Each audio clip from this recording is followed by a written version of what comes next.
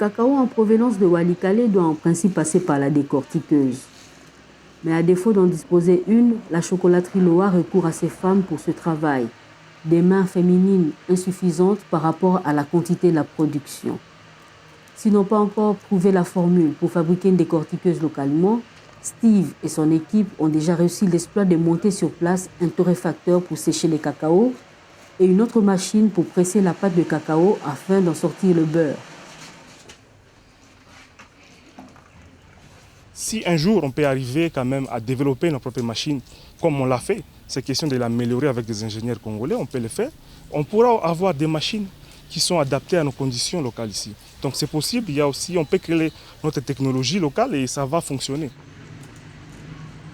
Après cela, Steve et ses collaborateurs se dirigent vers l'autre coin de l'usine familiale. Dans ces pièces juste à poser, le cacao suit son processus de transformation. Une fois mélangé avec d'autres ingrédients, c'est l'étape de la mise en forme. Le chocolat est refroidi puis emballé. La chocolaterie Loa évolue dans un contexte de concurrence avec l'ouverture de la RDC à la zone de libre-échange continentale africaine. Affronter cette concurrence n'est pas une tâche aisée pour cette chocolaterie. Pour le moment, la quantité n'est pas grande, donc on peut estimer dans les plus de 200 kg par mois de chocolat. C'est ce que nous produisons. Vraiment, on doit travailler dur, on doit s'y mettre au travail et le libre-échange sera bénéfique pour nous si on a des industries. On commence à exporter des produits manufacturés, donc des produits finis. Mais si on reste comme ça sera toujours produits importés et matières premières exportées. Bien qu'il soit devenu une pièce maîtresse de l'entreprise, l'idée de faire du chocolat n'est pas venue de Steve. Elle est de son père Alexis qui a passé sa vie dans les plantations de café et de cacao. Il en appelle ici un accompagnement de l'État congolais pour aider les producteurs locaux à s'en sortir. L'État doit nous accompagner. Il doit accompagner absolument. Il doit faire des routes. Il doit réduire ses taxes et appuyer des petits producteurs. Ce sont ces petits producteurs-là qui vont faire face à cet libre-échange. Parce que nous avons l'espace, nous avons la production et puis nous avons une clientèle ici au Congo. Avec notre population du Congo, on peut vraiment vendre nos produits, même sans exporter à l'extérieur. L'ouverture de la RDC à la zone de libre-échange économique inquiète les producteurs locaux, notamment la chocolaterie Loa, qui redoute une concurrence déloyale.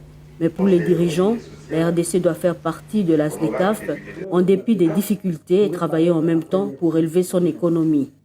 Un pays qui s'estime ne pas être prêt à appliquer tout l'accord dans son entièreté, peut différer l'application de certaines clauses à plus tard. Et on donne à chaque pays 10 ans pour pouvoir donc se préparer. Et à l'issue de la période de 10 ans, le pays va se prononcer s'il veut demeurer dans l'accord ou pas. Nous ne pouvons pas travailler en vase clos.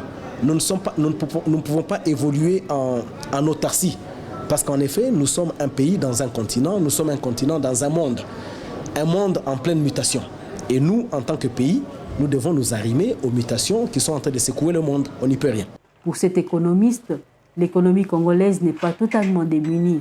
Elle dispose d'atouts pour rivaliser avec d'autres pays du continent. Pour ce faire, il est nécessaire que les autorités mènent certaines réformes dans le but de mettre le pays au même diapason que d'autres économies africaines dans la compétition au sein de la SLECAF. L'économie congolaise n'est pas une économie, comme qui dirait, totalement affaiblie. On trouve des biens ici et là qui sont fabriqués ailleurs. Il suffit seulement que les autorités puissent aussi rencontrer le besoin de cette économie-là, notamment les aspects budgétaires. Il faut budgétiser l'action. Comme je venais de le dire, il y a plusieurs aspects où on doit vite fait réunir. Sinon, un contre tous, les conséquences sont beaucoup plus drastiques que lorsque on ne s'y adhère pas. Une chose est sûre, avec cette entrée de la RDC à la SLECAF, c'est un parcours de combattants qui pourrait s'annoncer pour les producteurs congolais.